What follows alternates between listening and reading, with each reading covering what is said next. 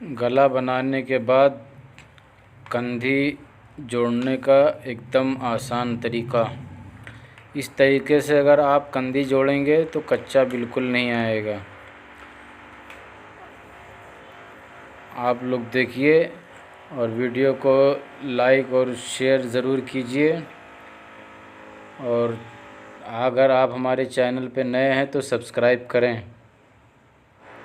تاکہ ہر آنے والی ویڈیو کی نوٹیفیکیشن آپ تک ملتی رہے۔ اللہ حافظ۔